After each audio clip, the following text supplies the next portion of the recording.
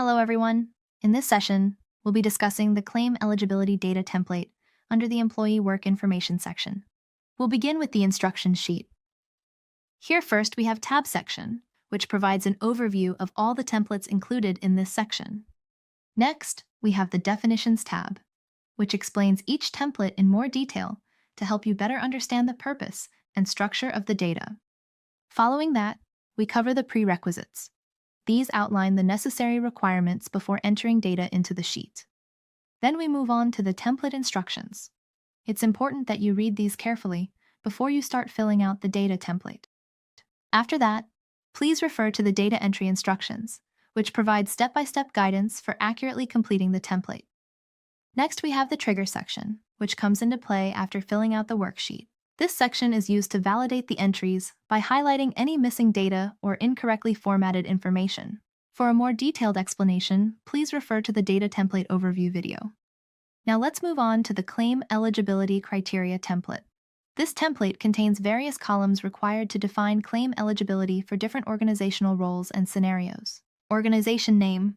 Begin by entering the name of the organization for which claim eligibility is being defined. If eligibility needs to be set for multiple organizations, you can include each organization and specify the respective eligibility criteria accordingly. Claim eligibility criteria. In this column, eligibility can be defined based on grade, position, or job. If eligibility is grade-based, enter the relevant grade. If based on job, input the job name. If based on position, specify the position title. Claim name.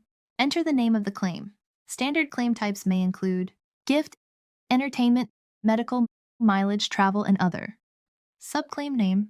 Under each main claim category, there may be subcategories. These should be entered in the subclaim name column as applicable. Unit of measure. Specify the unit that determines claim eligibility. This could be based on amount, days, kilometers, number, currency. Indicate the currency applicable for the eligibility amount. This should align with the organization's base currency. Grade, position, job. Depending on the selected eligibility criteria, if based on grade, enter the grade here. If based on position, enter the position. If based on job, enter the job title. Fixed amount. Enter the fixed amount for which the specified grade, position, or job is eligible to claim. This is how you can add the data for claim eligibility in Data Template. That concludes today's session. Thank you for attending.